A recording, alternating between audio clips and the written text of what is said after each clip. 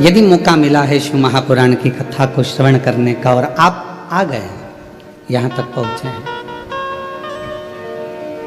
तो उस विश्वास के साथ सुनना कि मेरा देव अधिदेव महादेव 7 दिन की जब कथा पूर्ण होगी तो 3 महीने के अंदर मेरा बाबा मेरी झोली खुशियों से भर दे। इस भाव से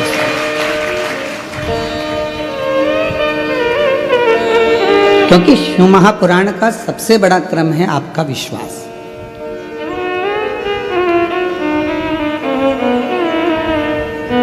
जिस समय पर मां गंगा जी ने भगवान शंकर जी के सम्मुख में जाकर प्रार्थना करी थी कि मैं आपको विवाह करना चाहती हूं, आपको पति बनाना चाहती हूं, पर शिव जी कहते हैं कि गंगा, ये पार्वती जो तुम्हारी छोटी बहन है, तुम भी हिमालय की पुत्री हो, ये भी हिमालय की पुत्री है, और ये पार्वती जो तुम्हारी छोटी बहन है ये मेरी अर्धांगिनी बनेगी, मैं इसको धर्मपत्नी बनाऊंगा। तो फिर मेरा तो कोई वजूद ही नहीं रहेगा। शंकर भगवान ने कहा यदि गंगा तुमको मुझ पर भरोसा है, विश्वास है। बीच में एक वीडियो चलता था, व्हाट्सएप पे आता था, क्या तुझे मुझ पर भरोसा नहीं किया? देखा था वो? तो यदि तुमको मुझ पर भरोसा है और पूर्ण विश्वास से भरोसा है तो चिंता मत करना, गंगा जो पार्वती जी का स्थान है मेरे पास में, उससे भी बड़ा स्थान तुझे मैं अपने सिर पर विराजमान कर। अब जिसका भरोसा है शिव के प्रति, जिसका भरोसा है भगवान शंकर के प्रति, उसको तो मेरा बाबा संभाल कर उन्नति की ओर अपने मस्तक तक चढ़ाने का प्रयास करता। यदि विश्वास है और अगर भरोसा नहीं, इसीलिए गंगा जी के भजन में कहते हैं मानो तो मैं गंगा माँ हूं और ना मानो तो बहता पानी।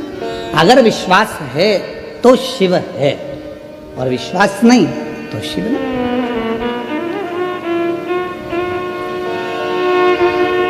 मेरे तुलसी बाबा जी ने तो शंकर भगवान को विश्वास ही कहा है कि आप विश्वास के साथ अगर शिव मंदिर में जा रहे हो, एक लोटा जल समर्पित कर रहे हो, शंकर भगवान को एक लोटा जल चढ़ा रहे हो, तो निश्चित है कि बाबा शिव आपकी मनोरथ, आपकी मनोकामना पूर्ण करेंगे।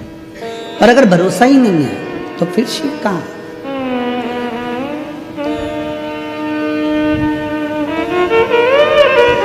हमारी भारतीय सभ्यता में, भारतीय संस्कृति में, भारत के आनंद में, संस्कृति में, सभ्यता में, भारतीय रीति रिवाज के अंतर्गत जितने भी संबंध है हमारे विश्वास के ही तो हैं, ये भरोसे के तो संबंध है। मां को होश नहीं रहता, बच्चा जन्म लेता है, पिता बाहर रहता, बच्चा जन्म लेता है, घर का कोई व्यक्ति भीतर नहीं रहता जब बच्चा जन्म लेता है, और डॉक्टर सिस्टर आकर तुम्हारी गोदी में बच्चे को दे देती है और कह देती है तुम्हारी औलाद है, और हम उसको औलाद मानते। विश्वास, भरोसा, और वो भरोसा निभा तो जन्मों जन्मों तक निभता चलेगा।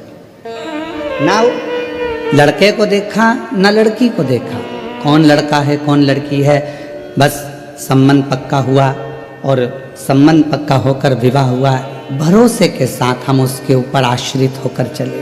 विश्वास, एक रक्षा सूत्र हाथ में बंधा और कह दिया ये तुम्हारी बहन है, तुम इसके भाई हो, और हमने एक रक्षा सूत्र पर विश्वास कर दिया।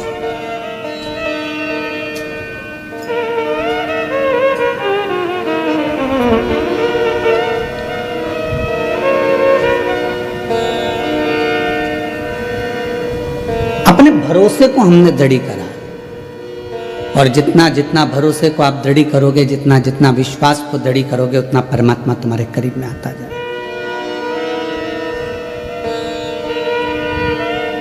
आज एकादशी से मध्य पूर्णिमा के बाद तक ये पवित्र कथा चलेगी। आप सभी को मालूम होगा विजयदशमी जब पूर्ण हो जाती है, विजयदशमी जब पूर्ण होती है और पूर्ण होने के बाद माँ आद्य शक्ति 64 योगिनियाँ भगवान शंकर के पास जाकर पंचरात्रि तक नृत्य करती है।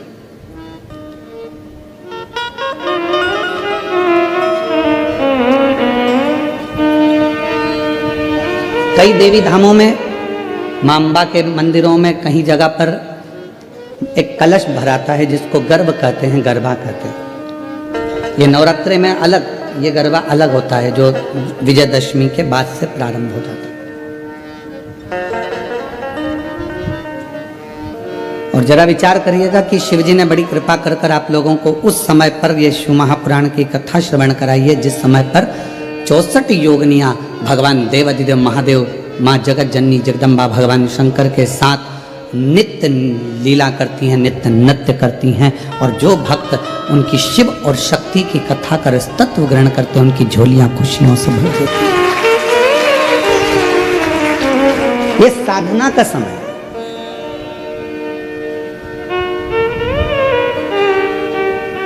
तुम्हारे पास में गाड़ी नहीं है, तुम्हें लोन से मिल जाएगी, जिसको चाहिए बता देना, ठीक है? कोई ना कोई बैंक से अपन बात करेंगे, लोन मिल जाएगा। आजकल तो बैंक आगे पीछे घूम रहे हैं, ले लो गाड़ी। अभी दशहरा था, कितनी गाड़ी उठी, सब खुश हो रहे थे, सिर पे फेटा बांध के गाड़ी दी गई। साहब हमने भी ली, हमने भी ली, हमने भी ली, ले तो ली, कब खींच के चली जाएगी मालूम नहीं पड़ेगा। लोन पे गाड़ी मिल सकती है, लोन पर मकान भी मिल सकता है, लोन पर जेवर भी मिल सकता है, लोन पर प्रॉपर्टी भी मिल सकती है, लोन पर आप फैक्ट्री भी डाल सकते हो, लोन पर आप बंगला भी बना सकते हो, पर लोन पर आप इज्जत प्राप्त नहीं कर सकते हो।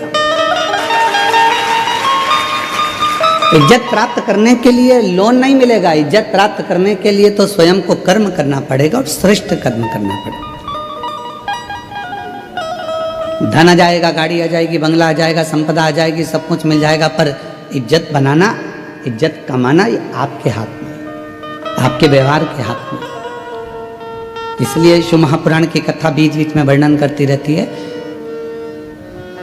मत बुरे कर्म कर बंदे वरना पछताएगा, भगवान की आँखों से तू बच नहीं पाएगा, तू बच नहीं पाएगा। अरे ओ अज्ञानी मत कर नादानी, तेरे कर्म का फल भी तू ही पाएगा, जैसा किया तूने तेरे आगे आएगा। मत बुरे कर्म कर बंदे वरना पछताएगा, भगवान की आँखों से तू बच नहीं पाएगा, बच नहीं पाएगा। अरे ओ अज्ञानी मत करना, अरे ओ अज्ञानी मत करना। धन आ जाएगा, लोन पर गाड़ी आ जाएगी, लोन पर बंगला आ जाएगा, लोन पर जमीन मिल जाएगी, लोन पर जेवर बन जाएगा, लोन पर इज्जत लोन से नहीं आपके श्रेष्ठ कर्म से बनती है, अच्छे कर्म से बनती है। यह आपके ऊपर निर्भर करता है कि आप क्या करें।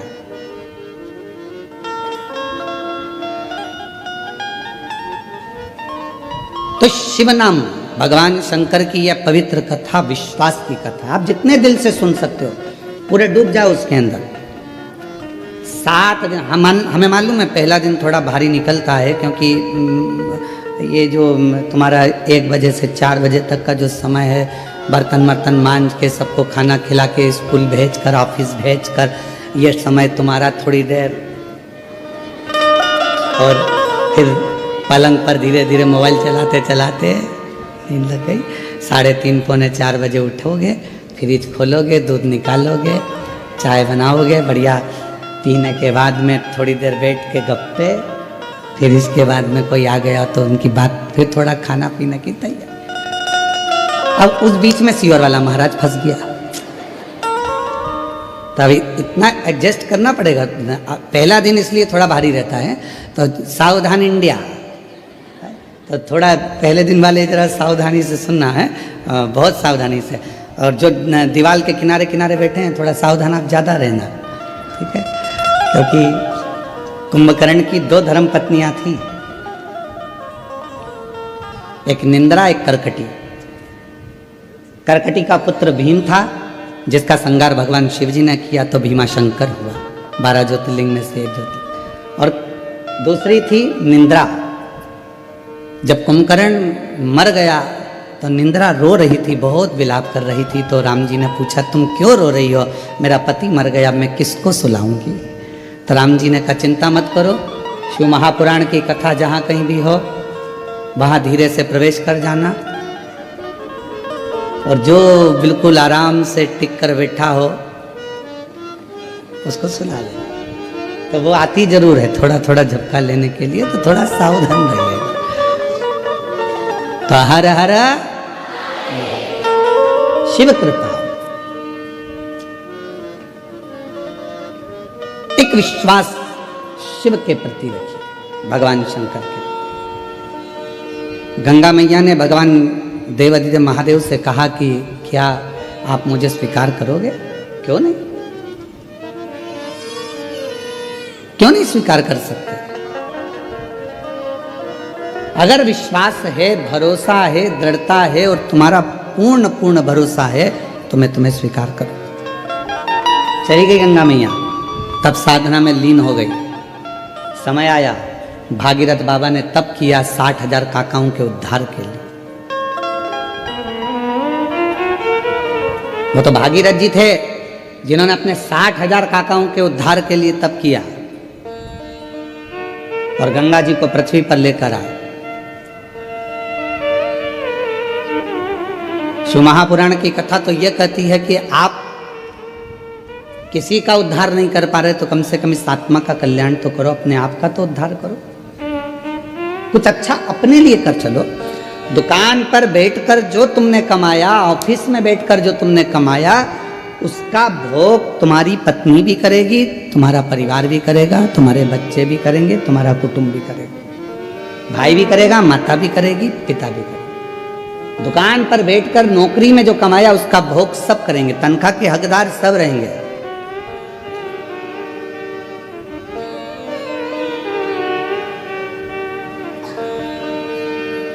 पहले के समय में चलता था नौकरी, एक करे नो खाए, उसको कहते थे नौकरी।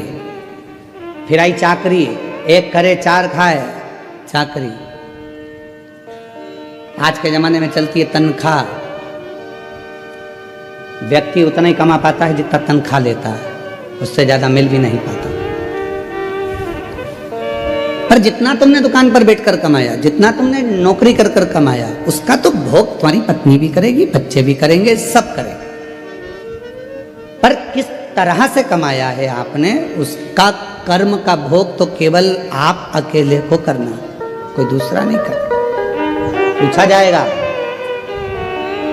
हर श्वास का एक एक जवाब पूछा जाएगा। पूछते आपका और हमारा तो शुरू से ही आदत बनी हुई है। जब पढ़ते थे, स्कूल जाते थे, उस समय पर भी लोग पूछते थे, क्यों टीचर पूछते थे तुमने ये करके लाए कि नहीं लाए, तुमने ऐसा करा कि नहीं करा, हमने होमवर्क दिया था तुमने करा कि नहीं करा, ये लिखा कि नहीं लिखा, ऐसा करा कि नहीं। तो वो तो क्रम चालू रहता है। तो जब बचपन में टीचर पूछता था, बड़े होकर माँ बाप पूछते हैं, तू वहाँ गया था, क्या करा, कैसे करा, तो परमात्मा भी तो पूछेगा कि तू नीचे गया था, तुझे मृत्यु लोक में भेजा था और महाराष्ट्र की पवित्र भूमि पर जलगांव में तुझको भेज दिया था, जन्म दे दिया था, तूने वहां जाकर करा क्या, ये बता। सत्संग किया, संतों का सानिध्य किया, सेवा करी, कितनी करी, वो मुझे बता। तो पूछे, फिर आप क्या बोल पाओ? किसी के लिए नहीं कर रहे तो कम से कम इस आत्म कल्याण के लिए, स्वयं के लिए खूब कमाओ, अपनी कैपेसिटी से ज्यादा कमाओ। हम तो हमेशा कहते हैं, तुम अगर अच्छी मेहनत कर सकते हो तो कमाओ, खूब कमाओ। जब तक तुम्हारा शरीर चले तो अच्छी दमदारी से कमाओ, 4-6 प्लाट भी लो, खूब दमदारी से पत्नी के जेवर भी बनाओ। अगर दुकान अच्छी चले, नौकरी अच्छी चले तो पत्नी के जेवर भी बनाओ, मकान भी लो, प्लाट भी लो, जमीन भी लो, जायदाद भी लो, खूब कमाओ। पर एक बात याद रखना, तुम्हारी नौकरी चले तो तुम ये सब कुछ करो, पर उसी तरह तुम्हारा जब तक शरीर चले तब तक शंकर के मंदिर में जाकर एक लोटा जल भी चढ़ाते हो।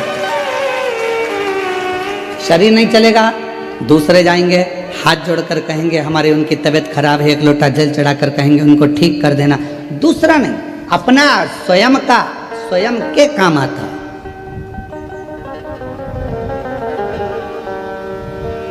स्वयं का करो आप और हम स्वयं अगर भजन कर रहे हैं, कीर्तन कर रहे हैं, भक्ति कर रहे हैं, स्मरण कर रहे हैं, तो उसका फल अपने को मिलेगा।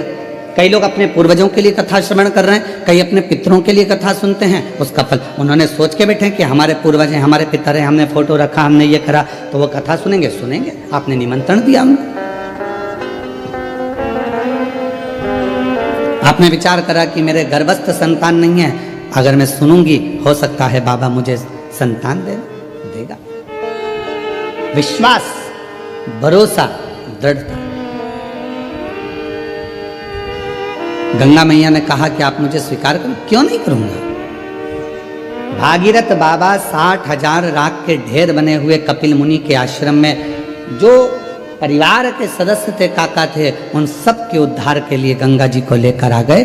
और गंगा मैया ने कहा कि मैं कहाँ रहूंगी, कौन मुझे धारण करेगा, तो मस्तक पर भगवान देवाधिदेव महादेव से प्रार्थना करी, तब शिव जी ने अपने मस्तक पर धारण किया। मस्तक। अब लोगों ने कहा क्या भगवान शंकर के मस्तक पर पूरी जटा के अंदर क्या गंगा जी आकर बैठ गई? शिव महापुराण की कथा कहती है कि पूरी जटा के अंदर गंगा नहीं है, केवल उस जटा में एक भगवान शंकर का केश ऐसा है जिस पे गंगा जी को लपेटा गया है। पूरी जटा के अंदर गंगा नहीं, एक केश, एक केश।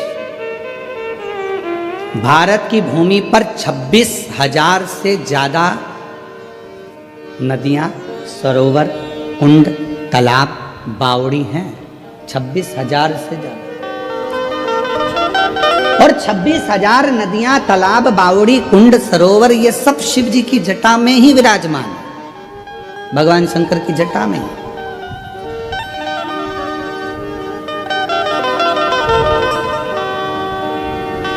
हमारे शास्त्र क्यों कहते हैं प्रदोष आई, आप लोग स्नान करने के लिए नदी, तालाब, कुंड, बावड़ी जा रहे हो, क्यों कहते हैं? हम कहते हैं गोदावरी नहाने के लिए जा रहे हैं, कृष्णा नदी नहाने के लिए जा रहे हैं, गंगा जी नहाने के लिए जा रहे हैं, सरयू जी नहाने के लिए जा रहे हैं, नर्मदा जी नहाने के लिए जा रहे हैं, छिपरा जी नहाने के लिए जा रहे हैं। क्यों जा रहे हैं? क्यों, किस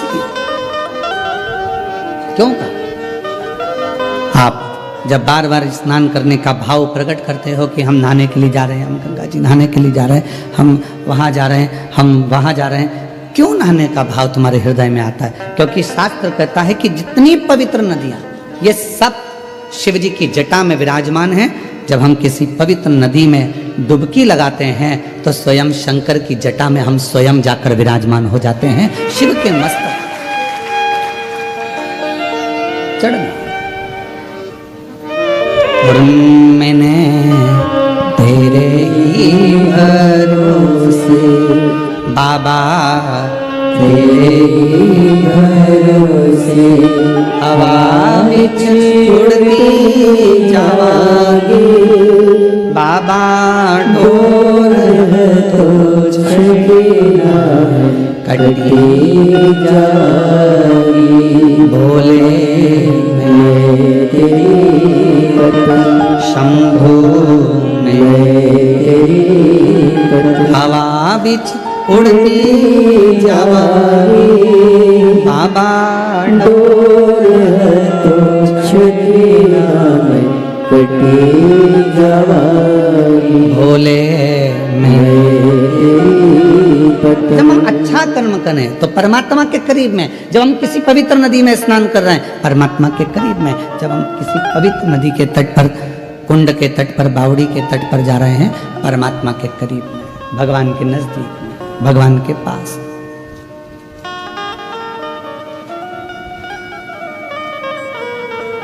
आप सबने रामचरितमानस में एक बात सुनी होगी कि रावण प्राणों को जब त्याग रहा था तो उसने लक्ष्मण जी को 3 उपदेश दिए थे।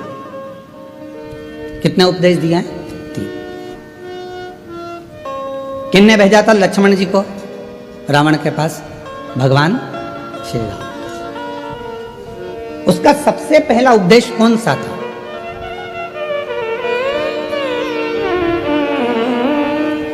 रावण ने मरने से पहले 3 बातें बोली लक्ष्मण जी के कानों में। और आप सबको मालूम है कि लक्ष्मण जी ज्ञान लेने के लिए जब गए थे तो रावण के सिर के पास जाकर खड़े हो गए थे, तो रावण ने मुंह फेर लिया था, ज्ञान नहीं दिया था। लक्ष्मण जी वापिस आ गए थे राम जी के पास में कि ऐसा रावण है, लोग कहते तब विद्वान है। मैं उसके पास गया तो उसने मुंह फेर लिया। भगवान राम जी ने कहा ज्ञान लेते समय सिर पे जाके बैठते हैं कि चरणों में बैठते हैं? तो कहाँ गया था? तो के सिर के पास, चरणों में जाकर बैठ। रावण पड़ा है मृत्यु सैया पर, जमीन पर, लक्ष्मण जी उसके चरणों में जाकर बैठ गए तो रावण ने हाथ का इशारा कर कर बुलाया मेरे करीब में। 3 उपदेश रावण ने मृत्यु की सैया पर मरने से पहले लक्ष्मण जी के कानों में दे दिया। पहला, अच्छे कार्य में 1 मिनट की देरी मत करो। लक्ष्मण, यदि कोई अच्छा कार्य हो रहा है और उसमें अगर आपको जाने का मौका मिल जाए तो 50 काम छोड़ दो, सबसे पहले अच्छे काम में पहुंचने का प्रयास करो।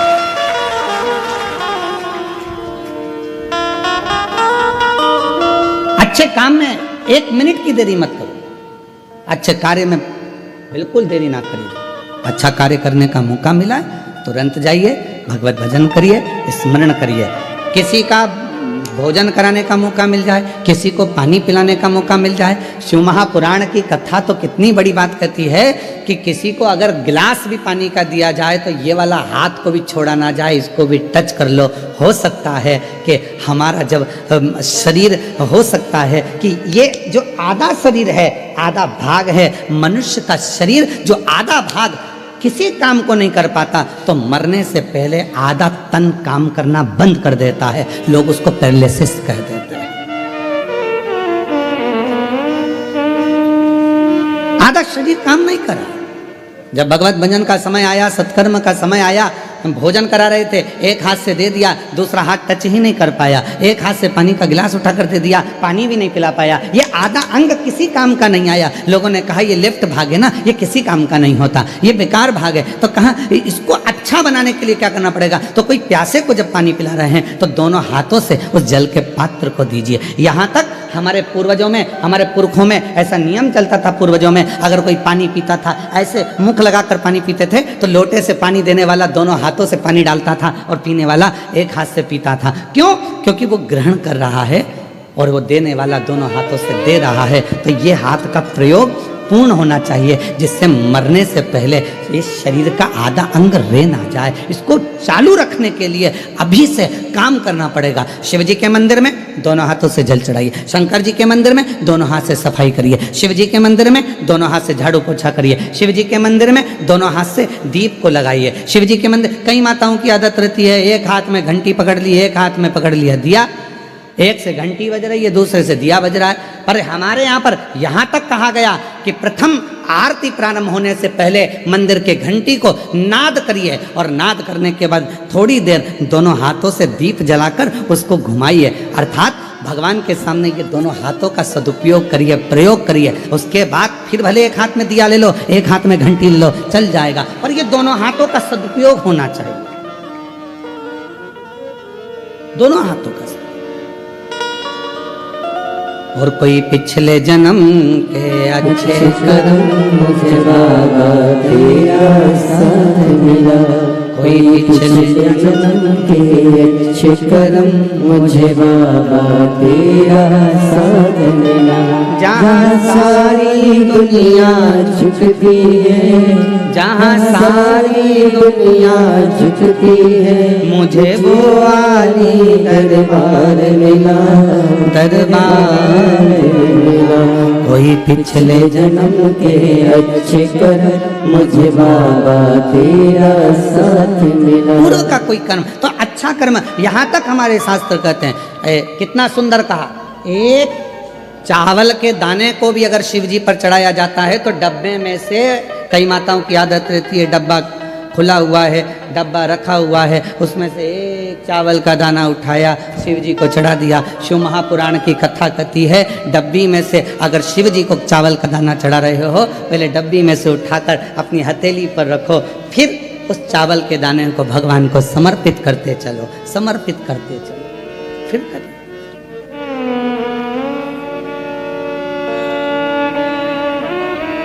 ये शरीर आधा ना रह जाए, आधा ना रह जाए। बहुत सावधानी रखना पड़ती है महाराज। एक कथा आप लोगों ने श्रवण करी होगी।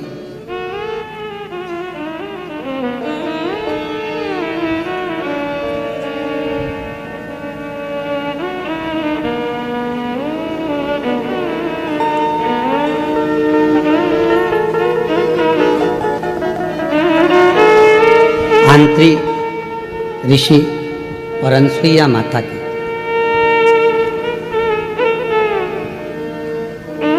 सबने सुनी है कथा।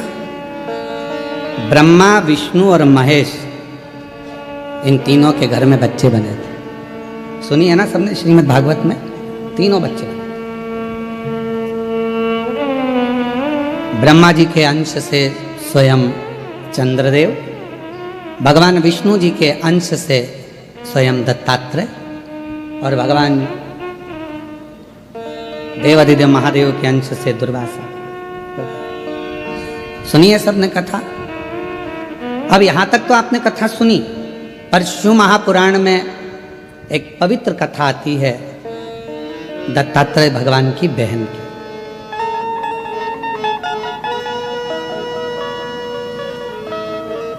चंद्रदेव की बहन की, दुर्वासा जी की बहन की एक पवित्र कथा थी। और ये कथा यदि आपको पढ़ना है, ये कथा गुरुजी कहां से बोल रहे हो, तो ऋग्वेद में से बोल रहे हैं इसको। ये ऋग्वेद की कथा है। और इस कथा का अगर आप स्मरण करेंगे ऋग्वेद में, अगर इसको पढ़ेंगे तो ये कथा आपको मिलेगी। और बड़ी सुंदर कथा है, बड़ी सुंदर। ऋग्वेद का ये पवित्र चरित्र है। आंत्री और अनसुईया मैया के तप साधना से, इनके तप करने से, इनकी साधना करने से, इन्होंने भगवान ब्रह्मा, विष्णु, महेश तीनों की साधना करी थी और तीनों को पुत्र के रूप में प्राप्त किया था। तीनों कथा थी एक बड़ी सुंदर की। एक बार देव ऋषि नारद जी माता लक्ष्मी जी के यहाँ पहुंच गए थे, और माँ लक्ष्मी जी के यहाँ जाकर देवर्षि नारद जी ने कहा, माँ बहुत भूख लगी है, कुछ भोजन मिलेगा क्या? माता लक्ष्मी जी अंदर गई, मोतीचूर का लड्डू लेकर आई, और मोतीचूर का लड्डू लाकर माता लक्ष्मी जी ने तुरंत नारद जी को दिया। नारद जी ने खाया। खाते से नारद जी बोले, मैया लड्डू में मजा नहीं आया, अब तो लक्ष्मी जी के कांटे से खून नहीं। लक्ष्मी जी ने कहा, खा गया 4, और बाद में कह रहा है कि आनंद नहीं आया।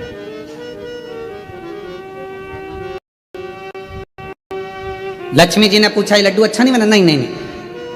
तो फिर तेरा क्या पेट भरा, कहीं से खा के आया है तू? व्यक्ति का जब पेट भरा होता है तो उसको अच्छा नहीं लगता, तो कहीं से खा के आया? नारद जी बोले, मैया लक्ष्मी मैया लड्डू तो अनसुईया जी के घर के थे, क्या लड्डू थे, एक लड्डू खा लो और पूरा पेट भर लो। इतने में तो लक्ष्मी जी का हृदय जल गया कि मेरे घर का लड्डू बुरा और अनसुईया के घर का अच्छा। हम हमेशा अपनी व्यासपीठ से कहे हैं कि पतियों से निवेदन है, तुम्हारी पत्नी जैसा भोजन बनाए पेट भर कर खाओ, खूब तारीफ करो, भले रोटी कितनी भी जल जाए, पर तारीफ अच्छी करो। मिर्ची ज्यादा हो गई कोई बात नहीं, बोल दो तू जैसा बोलती है वैसी सब्जी बनी है। अब वो खुद खाएगी जब मालूम पड़ेगा कि मिर्ची तीखी हो गई है। बहुत बढ़िया, बाबा की कृपा।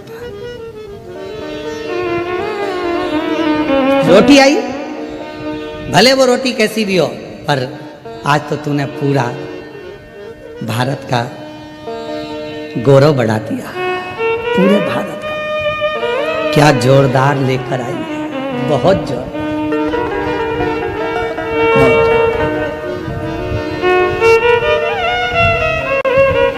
कभी भी मत कहना कि ये अच्छी चीज नहीं बनी है, बहुत जोरदार, बहुत जोरदार। अब लक्ष्मी जी को कहकर नारद जी पहुंच गए माता वीणा देवी के पास में, माँ सरस्वती के यहाँ। मैया भूख लगी है, वहां पर भी कहा है कि लक्ष्मी जी के यहाँ का लड्डू भी ठीक नहीं था, आपके घर का भी लड्डू ठीक नहीं है। लड्डू तो अनसुईया जी के घर का।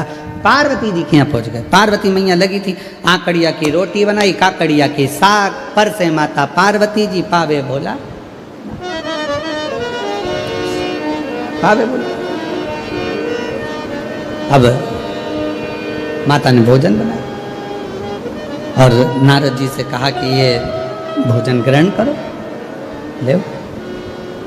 अब नारद जी भोजन ग्रहण करने के लिए बैठे और जो मैया ने रोटी दी पाने के लिए, और मैया रोटी दी और नारद जी जैसे ही खाने के लिए बैठे, और खाने के बाद में नारद जी बोले, पहले तो खा ली खूब डपट के, खूब अच्छे से खाई दमदारी से हो। उसके बाद बोले, मैया क्या भोजन था अनसुईया जी के घर का, इतना शानदार भोजन, पूछो मत, पूछो ही मत। दुनिया के लोगों की आदत रहती है, शादी वाले के यहाँ जाते हैं, खूब डपट के खाते हैं, फिर भी चलते चलते कहते हैं पानी पूरी का पानी अच्छा नहीं था, चलते चलते। वो इडली तो इतनी कड़ली बनी थी ना, खा गई 4, और बाद में करे कि वो इडली कड़ली रह गई थी, पकी नहीं थी, थोड़ी और सीज जाती तो अच्छी हो जाती। क्यों री बिंदड़ी सही है कि गलत है? अब वो बिंदड़ी भी हाँ करे, हाँ मम्मी बिल्कुल सही बात। वो खा गई।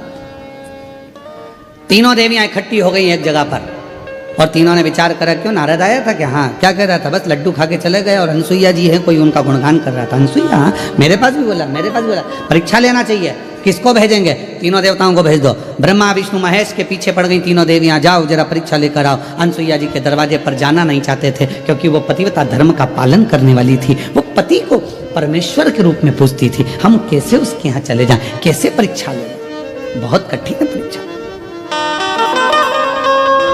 जैसे लिंग पुराण में एक शब्द आता है, वेद व्यास जी वर्णन करते हैं लिंग पुराण के अंतर्गत कि शंकर जी के मंदिर में जो प्रतिदिन जाकर दर्शन करता है, उसकी जिंदगी में कभी अंधेरा नहीं आता है। लिंग पुराण में वेद व्यास जी कहते हैं, जो शिव के मंदिर में जाकर प्रतिदिन दर्शन करता है, शंकर के मंदिर के सम्मुख में पहुंचकर हर हर महादेव कहता है, उसकी जिंदगी में कभी अंधेरा नहीं आता। वो कभी गम में, दुख में, तकलीफ में, कष्ट में नहीं डूबता है। देवाधिदेव महादेव उसको हर पल ज्ञान का प्रकाश, लक्ष्मी का प्रकाश, भक्ति का प्रकाश देते ही रहते हैं। ये लिंग पुराण कर रही है, ये लिंग पुराण वर्णन कर रहे हैं। देव ऋषि नारद जी ने जो करा वो ठीक नहीं करा। ब्रह्मा विष्णु महेश तीनों से कहा, देवियों ने जाओ जरा परीक्षा लो, तीनों परीक्षा लो। जाने के लिए कोई राजी नहीं हो रहा, क्योंकि वो अनसुईया है, पतिव्रता धर्म का पालन करने वाली, पति को परमेश्वर मानने वाली। उनके यहाँ कैसे चले जाएं, कैसे जाकर हम परीक्षा लें? पर जाना पड़ा। धर्म पत्नी कह रही थी तो पहुंचे। पर देवियों, हम जा तो रहे हैं, पर इस वेश में नहीं जाएंगे, तुम कोई भी रूप रख कर जाओ। तीनों ने संतों का वेश धारण कर लिया। जाकर आवाज लगाई, माँ भिक्षाम देहि। माता बाहर निकल कर आई, बाबा मैं अभी भिक्षा लेकर आती हूँ। अनसुईया मैया अंदर गई, भिक्षा लेकर आई, तीनों की झोली में भिक्षा देने लगी। इतने में तीनों ने कहा, माँ हम ऐसे भिक्षा नहीं लेते, आप अपने वस्त्र उतार कर आइए। नग्न वेश में आओगी तब हम भिक्षा ले सकते, तब हम भिक्षा प्राप्त करेंगे। ना ना ना ना बाबा, कोई नारी पर पुरुष के आगे वस्त्र विहीन कैसे आ सकती है? ये तो मर्यादा के अनुकूल नहीं है, ठीक नहीं है। संतों ने कहा, अगर हम भिक्षा नहीं लेंगे तो आपका घर पूर्ण बर्बाद हो जाएगा, माँ भिक्षा दीजिए। अनसुईया जी के मन में आया, ये मुझे बार बार माँ कह रहे हैं, तो ये तो मेरे पुत्र ही हुए, क्यों ना इनको पुत्र ही बना दूं और फिर भिक्षा दे दूं। अंदर गई, जल लेकर आई। अगर मेरा सातित्व पक्का है, मैंने अपने पति की सेवा परमेश्वर मानकर करी है, तो ये तीनों के तीनों बालक हो जाएं। जो जल छोड़ा, तीनों 1.5 महीने के बच्चे हो गए। अनसुईया जी ने उनके छोटे छोटे कपड़े में छोटी छोटी सी भिक्षा डाल दी, और भिक्षा डालकर उन तीनों को अंदर ले गई। विश्वकर्मा जी से कहा, चंदन का पलना बना दो। कहाँ जाएंगे, ये छोटे हो गए हैं, इनको मैं अपने आंगन में रखूंगी। चंदन का पलना, रेशम की डोरी, और तीनों देवताओं को उसमें सुला दिया। लक्ष्मी जी ने पार्वती से पूछा, क्यों तेरा आया क्या?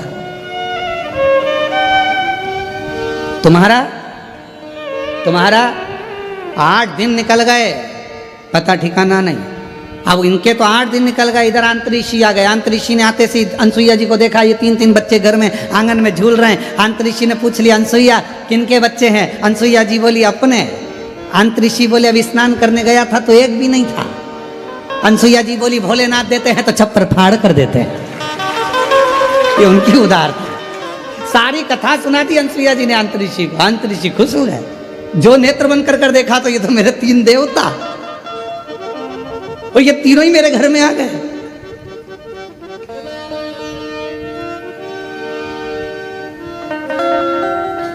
अरे भाई,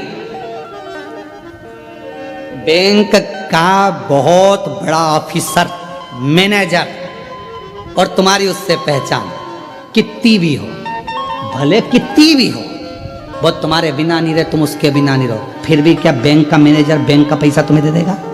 अरे बोलो तो जम के, नहीं। तुम्हारा कुछ होगा तो दे देगा, पर वो अपना नहीं देगा। अंतरिक्षी को समझ में आ गया, आज पूरे ब्रह्मांड के 3 देवता मेरे पास पहुंच गए। सुन दो, अंतरिक्षी पलना झुलावे, आनंद लेवे, आनंद प्राप्त हो। समय बीता, ऐसा समय बीता, तीनों देवियां आपस में सोच ही रही थी, तभी सामने से देवऋषि नारद निकल कर जा रहे थे। लक्ष्मी जी ने आवाज लगाई, बेटा नारद, ओ बेटा नारद। नारद जी ने मन में सोचा, आज मैया बहुत मीठा बोल रही है, और जब माताएं बहुत मीठा बोलती है ए जी, तो तुरंत खसक लो जी, नहीं तो 500 गया जी। जब मीठा बोले तब समझ लो। नारद, ओ बेटा नारद। नारद जी को समझ में आया कि मैया बहुत मीठा बोल रही है। नारद जी आए, हाँ माँ क्या बात है? माँ तुमने कहीं तुम्हारे पिताजी को देखा है, भगवान नारायण को? इतने में नारद जी ने कह दिया, मैया वो पलना में झूल रहे हैं। अब तो लक्ष्मी जी के हृदय में आग लग गई, मेरा इतना बड़ा पति पलना में झूलता है, क्यों मूर्ख बनाता है, चल निकल यहाँ से। नारद जी चले, सरस्वती जी को भी कहा, ब्रह्म पार्वती जी को भी कहा, तीनों देवियों ने नारद के हाथ जोड़ लिए। हमारे पति हमको कैसे मिलेंगे? माँ, जैसे तुम्हारे पति मांगने गए थे भिक्षा, वैसे तुम चली जाओ भिक्षा मांगने। जब अनसुईया जी भिक्षा देने का वचन दे दे, तब उनको मांग लेना, अन्न की जगह पति मांग लेना, उसमें क्या दिक्कत वाली बात है। तीनों देवियां जाने लगी। लक्ष्मी जी बोली, नारद, मैं राज रानी पटरानी लक्ष्मी, बैकुंठ की महारानी लक्ष्मी, दुनिया के लोग मेरे सामने मांगते हैं, मैं किसी के सामने हाथ नहीं फैला सकती। सरस्वती कहती है, मैं भी किसी के आगे हाथ नहीं फैला सकती। पार्वती जी कहती है, मेरी तो दौलत ही मेरा पति है, तुम खड़ी हो जाना, मैं आवाज लगा दूंगी कि भिक्षाम दे, मैं बोलूंगी। चलो चल दिया, आवाज लगाई, माता दरवाजा बंद था, पार्वती जी ने आवाज लगाई, माता भिक्षाम देई। शिव जी बीच में सो रहे थे, इधर नारायण इधर ब्रह्मा। जैसे पार्वती जी ने आवाज लगाया, माता भिक्षाम देही, शंकर भगवान मुस्कुराए, दोनों देवताओं को कोनी मार कर बोले, मेरी आ गई है, मेरी पार्वती आ गई। भगवान नारायण ब्रह्मा जी बोले, अकेले नहीं जाओगे, अभी नहीं जाना। आवाज पहचानते थे, आवाज तुरंत।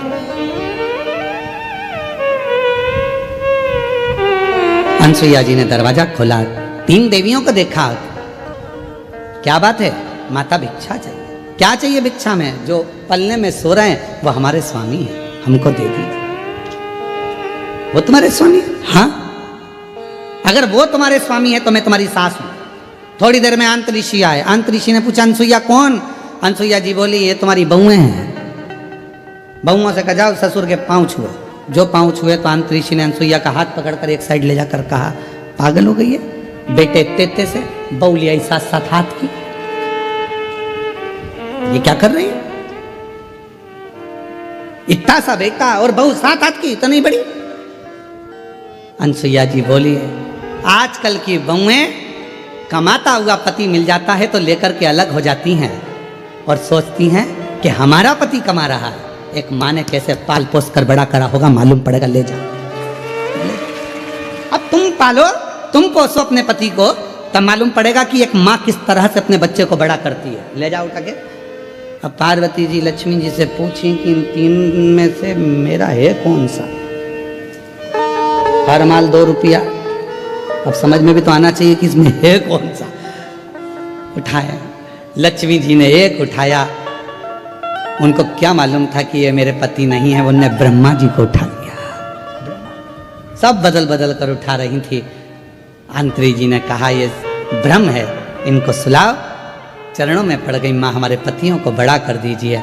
हाथ में जल लिया, अगर मेरा साथित्व पक्का है, मैंने अपने पति की सेवा परमेश्वर मानकर करी है, तीनों बड़े हो जाएं। तीनों बड़े हो गए, तीनों देवियों के साथ जाने लगे तो अनसुईया जी रोने लगी।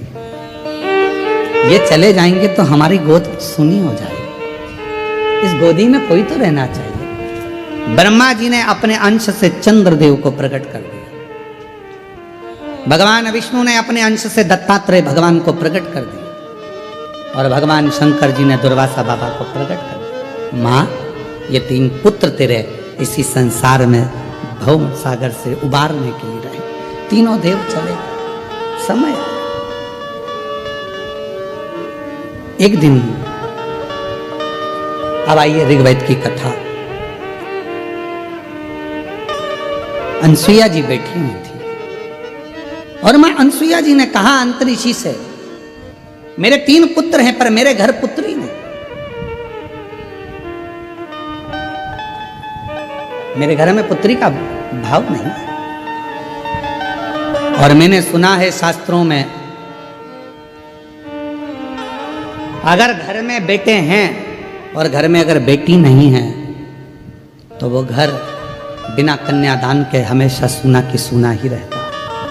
कन्यादान के लिए बेटी का होना जरूरी है, बिना बेटी के कन्यादान सूना। आप दुनिया का सारा दान कर लो, अन्न दान कर लो, वस्त्र दान कर लो, मुद्रा दान कर लो, स्वर्ण दान कर लो, भूमि दान कर लो, गौ दान कर लो, सारे दुनिया के दान कर लीजिए। अगर आपने जिंदगी में कन्यादान नहीं करा तो आपकी जिंदगी में सब, कहते हैं कुंभी पाक नरक में एक नरक का सिरा ऐसा होता है जिस नरक के सिरे को पार करने के लिए बेटी का कन्यादान करना जरूरी होता है।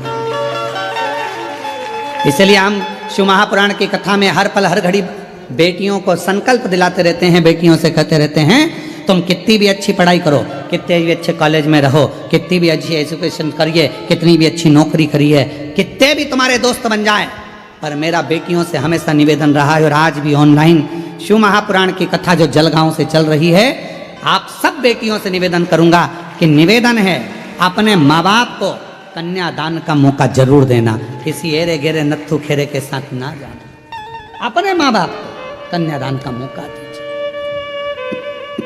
बहुत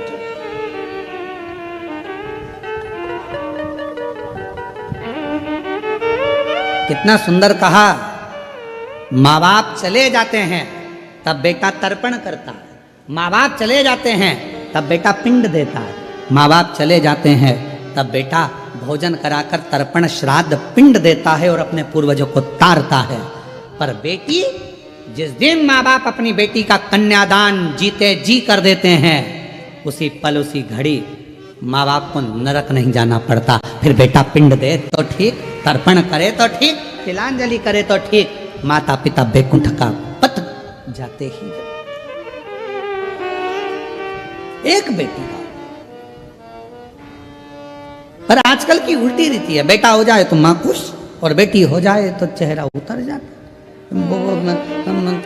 चाय की जो केतली होती है ना, केतली तुम्हारे क्या बोलते, डोलची केतली क्या होती है, जब वो बहू हॉस्पिटल में रहती है तो घर की जो लेडी से रहती हैं तो वहाँ हॉस्पिटल ले लेकर रोज 2-3 दिन तक जाती हैं। दूध की केतली, डंगल क्या बोलते हैं, केतली बोलते हैं ना, और ऐसी रहती है, उसमें कड़ी लगी रहती है नीचे, उसको हिलती रहती है। अब आजकल वैसी नहीं रही तो इतना लंबा थर्मस हो गया, उसमें भी लटकता रहता है। तुम देखना अगर घर में बेटा हो जाए ना तो जो केतली लेकर आती है ना, उसकी केतली बहुत हिलती है और थर्मस बहुत हिलता है। सिर पे पल्लू है, छोरा हुआ है, बेटा हुआ है, दादी बन गई, दादी बन गई, और हॉस्पिटल से सीधी बिना पल्लू हिले, नॉन स्टॉप केतली भी बिना हिले जा रही है, तो पूछने की जरूरत नहीं है कि लड़का हुआ कि लड़की, समझ में आ जाएगा लड़की हुई है। ना केतली हिली ना मुंडा हिला, छोरी चली जा, बोली नहीं। पर कौन समझाए कि बेटे से ज्यादा अगर बेटी एक घर में जन्म ले लेती है, बेटा एक कुल को तारता है और बेटी 2 कुल को तार देती है। 2 कुल। आज जितनी माताएं बैठी हैं, आप सब कथा श्रवण कर रही हो, जरा विचार करिएगा, ससुराल की 71 पीढ़ी और मायके की 71 पीढ़ी। एक नारी जब शिव महापुराण की कथा श्रवण करती है, शंकर जी पे एक लोटा जल चढ़ाती है, तो उसका आधा एक नारी का चढ़ा, क्योंकि पुरुष का एक गोत्र होता है। पुरुष के कितने गोत्र होते हैं? एक। पर लड़की के कितने गोत्र होते हैं? 2। कुंवारी रहती है तब पापा का गोत्र, ब्याह हो गया तो माँ का गोत्र। तो ईमानदारी से बोलो, क्या तुम्हारा वो माँ बाप का जो गोत्र है वो तुमसे छूट गया क्या? नहीं छूटा, छूटा नहीं है। तो वो गोत्र कहाँ काम आता है? जब नारी पूजन करती है, व्रत करती है, आराधना करती है, साधना करती है, शिव महापुराण की कथा श्रवण करती है, तब उसका पुण्य 2 भाग में बढ़ जाता है। आधा उसके मायके के, आधा उसके ससुराल के, दोनों के भाग से, दोनों। 71 उसकी भी पार कर दी, 71 इसकी भी पार कर दी। एक बेटी, एक बेटी दोनों कुल को पार कर, दोनों। दीदी हम धन्यवाद देंगे आपको, ममता श्रीकांत बोडरे माली जी। ये कथा होती सीहोर से ऑनलाइन, पर आपको साधुवाद इसलिए देंगे कि आप इस कथा को खींचकर जलगांव से लेकर, और आपने एक ही शब्द कहा, गुरुजी कथा तो तीर्थ में तो होती रहेगी, बाबा के धाम पर भी होगी, पर यह कथा यदि जलगांव में ही ऑनलाइन हो जाए तो हमारे दोनों कुल तर जाएंगे। और आज आपको मैं साधुवाद देता हूँ कि आपने ये कथा को ऑनलाइन कराकर दोनों मायके का भी और ससुराल का भी, दोनों कुलों को पार किया, दोनों को।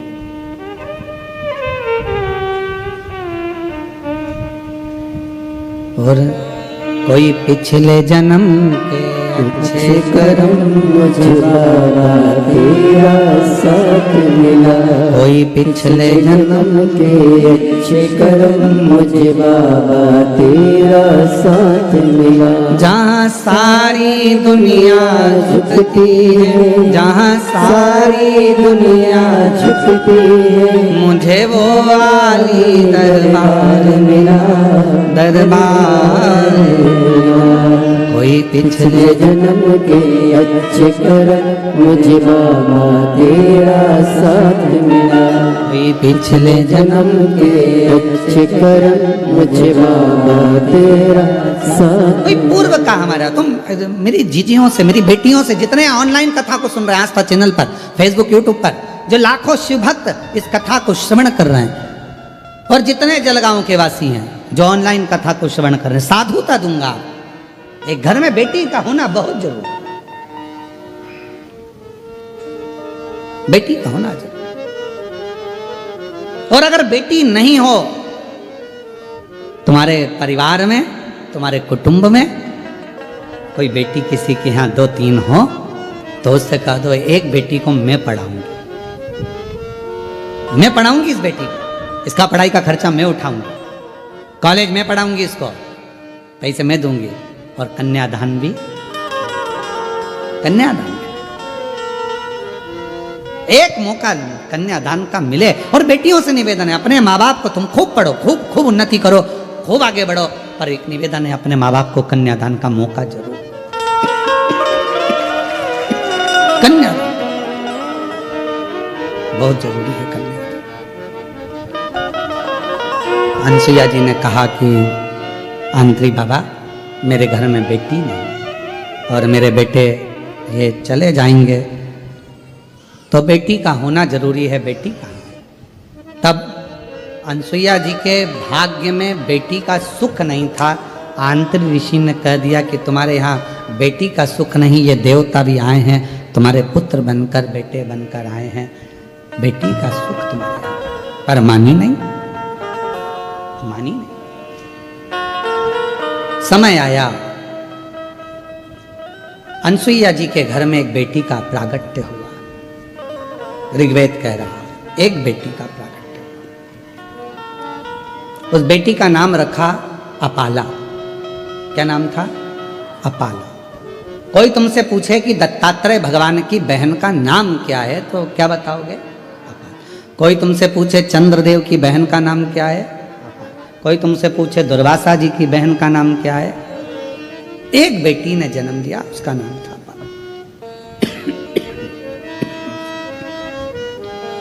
अपाला। बहुत विद्वान थी, बहुत विद्वान। लड़का चलना सीखता है हाथ पकड़कर, बेटी को चलना सीखना होता है तो खुद उठती है, चलती है, गिरती है, फिर चलती है, फिर चलती है। देवाधिदेव महादेव का पवित्र चरित्र का नाम। अपाला की शादी किससे करी जाए?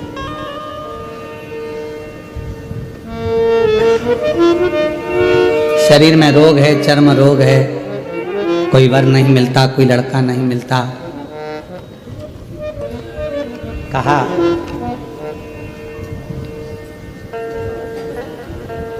इंद्रदेव प्रसन्न हुए। क्यों? ऋग्वेद की अष्टम मंडल की 91वें नंबर के सूक्त को जैसे ही अपाला ने रचा, इंद्रदेव प्रसन्न और उन्होंने अपाला को देवाधिदेव महादेव की आराधना में लगा दिया। अपाला शिव की आराधना। अच्छा वर पाना है, अच्छी कन्या चाहिए, अच्छी नौकरी चाहिए, अच्छा रोग मुक्ति हो जाए, कैसा भी रोग है वो मुक्त हो जाए, कितना भी कड़क रोग क्यों ना, उससे भी अगर मुक्ति चाहिए, अपना कर्म पूरी लगनता से करो। रोग मुक्ति के लिए डॉक्टर को भी जांचे कराओ, दिखाओ, और साथ में शिव जी की आराधना, शंकर की आराधना।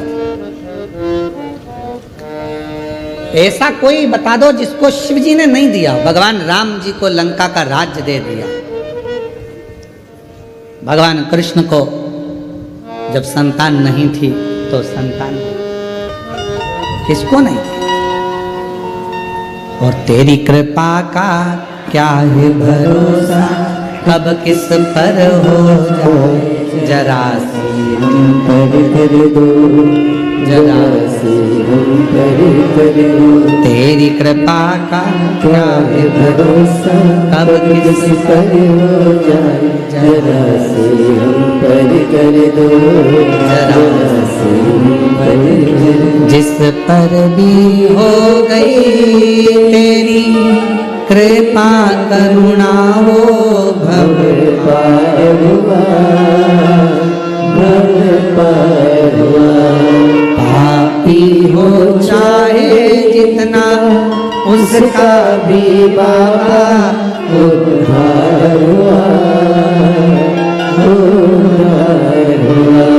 गिद्ध अजामिल गणिका जैसे तेरे मन को भाई, जरा सी हम पर कर दो, जरा सी हम पर कर दो।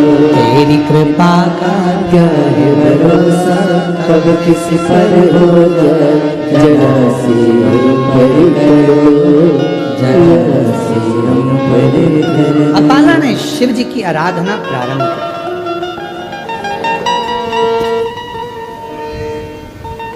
आराधना करना प्रारंभ करी। इंद्रदेव ने जैसा जैसा बताया साधना, वो साधना करी, तब करा, और बाबा भोलेनाथ ने सुन भी लिया।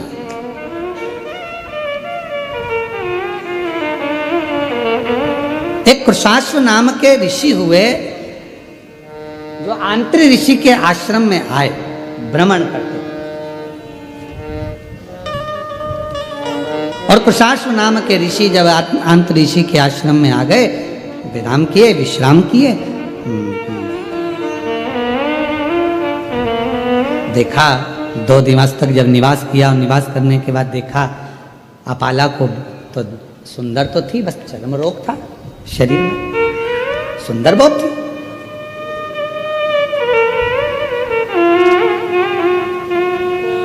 कहा ऋषिवर, मेरा निवेदन है, अंतरिषि से कुशाश्व कहा कि आपकी जो बेटी है आपकी जो कन्या है अपाला, मैं उससे विवाह करना चाहता हूं। क्या आप अपनी बेटी का विवाह मेरे साथ करेंगे? शिव करुणा ऐसी ही करते हैं, मालूम ही नहीं पड़ता कब कौन सी कृपा कहां कर दे। एक पत्र अच्छा है, देखिए।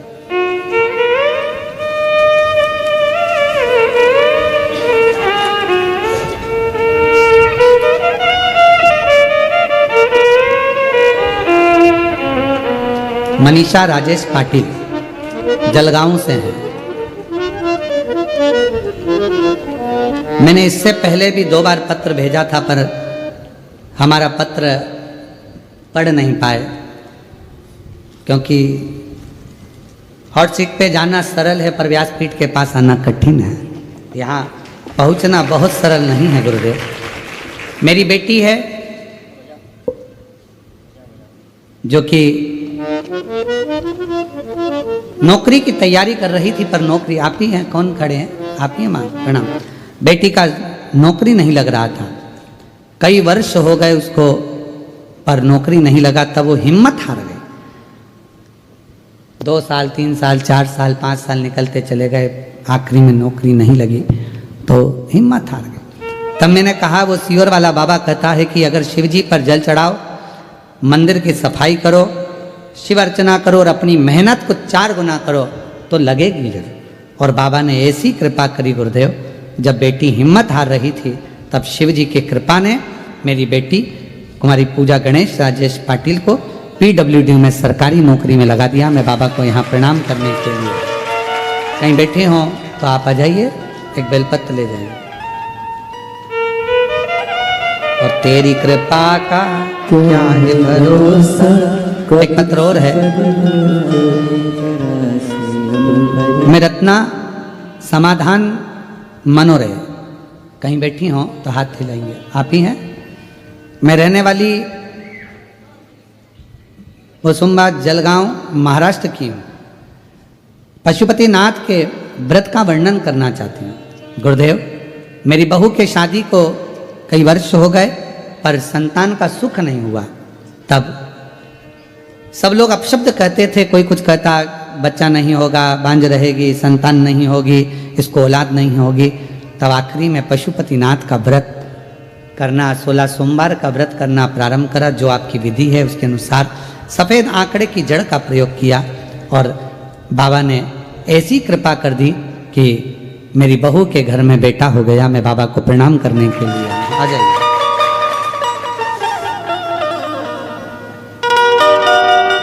महादेव नमन चरणों में, महादेव नमन चरणों में, स्वीकार कीजिए सबका किया है मेरा भी उद्धार कीजिए, उद्धार कीजिए।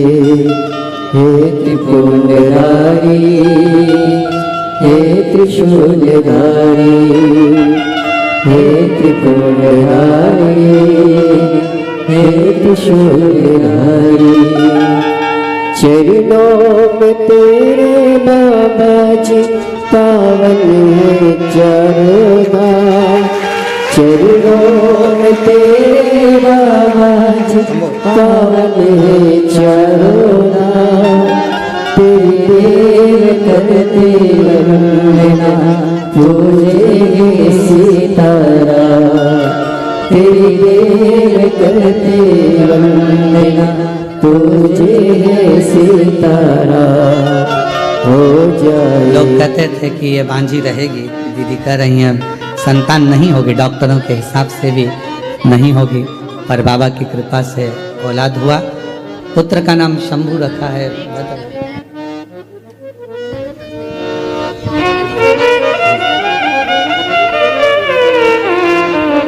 और जो जैसी भावना लाया वो वैसा ही फल पाया।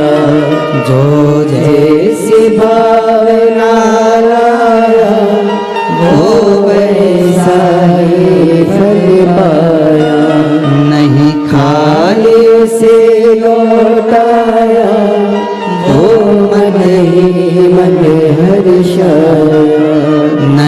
खाली उसे लौटाया, वो मने मन हर्षाया। और कर दिया माला माल काशी वाले, लुटा दिया भंडार काशी वाले। भगवान शिव की कृपा किसको कहते हैं, उदारता किसको, करुणा किसको, दया किसको। अपाला शिव की साधना से कुशाश्व के साथ में उसका विवाह हो गया, कुशाश्व के साथ में परिणा गई।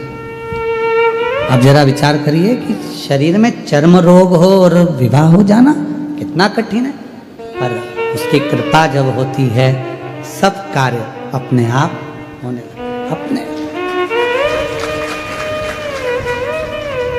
सोचो नहीं वो भी हो जाए तो समझ लो शंकर जी की बड़ी उदारता है, शिव जी की बड़ी कृपा है। जो सोचा नहीं तो भी हो गया। आप में से कई माताएं भाई ऐसे होंगे जिन्होंने सोचा ही नहीं होगा कि हम क्या इतने करीब में बैठकर शिव महापुराण की कथा सुन लेंगे, तो ये तो उसकी उदारता हो जाए तो समझ लो कृपा। सोचा ही नहीं तो भी हो रहा है। प्रभु आपकी कृपा से सब काम हो रहा है। करते हो भोले बाबा मेरा नाम हो रहा है। भोले आपकी कृपा से सब काम हो रहा है। सोचा ही नहीं तो भी हो रहा। अपाला का विवाह हो गया, चली गई विवाह कर कर अपने पति के गांव घर पर। शरीर में रोग और बढ़ता चले गया। चर्म रोग इतना बढ़ गया कि शरीर में गंध आने लगी। पति ने ले जाकर उसको जंगल में छोड़ दिया। जंगल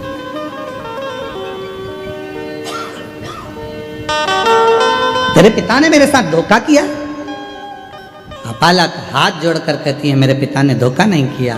पिता ने तो कहा था मेरे शरीर में चर्म रोग है, पर आपने कहा कि सुंदर है मैं इससे विवाह करूंगा, करा।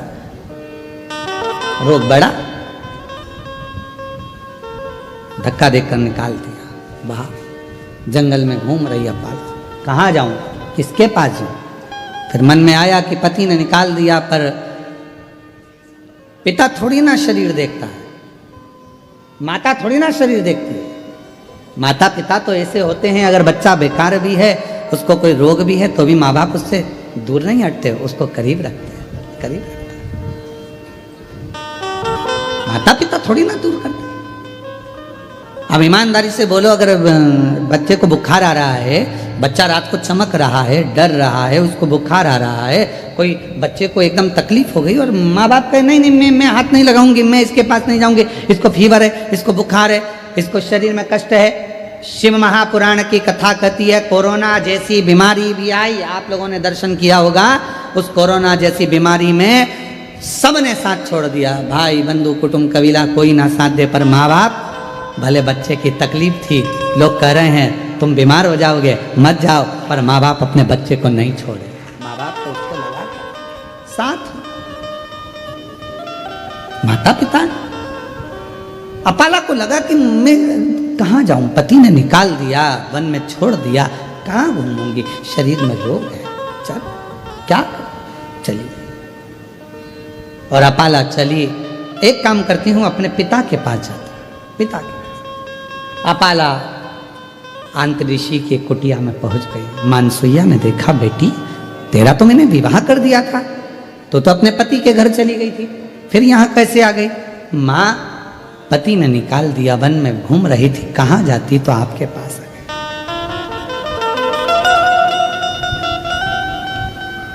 मेरी जीजियों, मायका माँ से होता है। मायका शब्द ही माँ से जुड़ा हुआ है। माँ ने तुरंत कहा क्यों चिंता करती है, यहाँ रहे। माँ शरीर में चर्म रोग बढ़ गया है, गंध आ रही है, सब दूर हट जाते हैं, क्यों टेंशन, क्यों चिंता। आंतरिषि आ रहे थे स्नान कर कर, अपाला को देखा, बेटी तू यहाँ। हाँ पिताजी। शरीर में रोग बढ़ा, पति ने छोड़ दिया, यहाँ आई हूं, क्यों चिंता करना। तू इतना सुंदर वेद गाती है, इतना सुंदर वेद की रचना करती है, इतना इतना तेरे में विद्वत्ता है, एक बार पढ़ ले, एक बार अगर अध्ययन कर ले तो तुझे याद रह जाता। अब दत्तात्रेय भगवान की बहन है अपाला, चंद्रदेव की बहन है अपाला, दुर्वासा जी की बहन है अपाला, कोई साधारण होगी, विद्वत्ता में परिपूर्ण। अभी आपको कथा में कहा, बेटे को कहना पड़ता है पढ़ पढ़ पढ़, बेटी को नहीं कहना पड़ता। आई स्कूल से और पुस्तक निकाल के सोफे पे लंबा पाँव कर कर 1 2 कुछ नहीं करेगी तो अपनी कलर निकाल लेगी और बोई पोतती रहेगी। उस बेटे को कहना पड़ता है। और बेटा आया स्कूल से, ये उठा, कार उठाई, ये उठाया, वो उठाया, यहाँ दौड़ वहाँ दौड़, ये फेंक वो फेंक। और बेटी आई स्कूल से, अपनी बुक निकाली, मम्मी जल्दी देखो आज मेरे को गुड मिला है, मम्मी देखो, मम्मी देखो, आई देखो, पापा सबको बताइए, पापा ताऊ, बड़े पापा, आंटी, अंकल, सबको, दादी।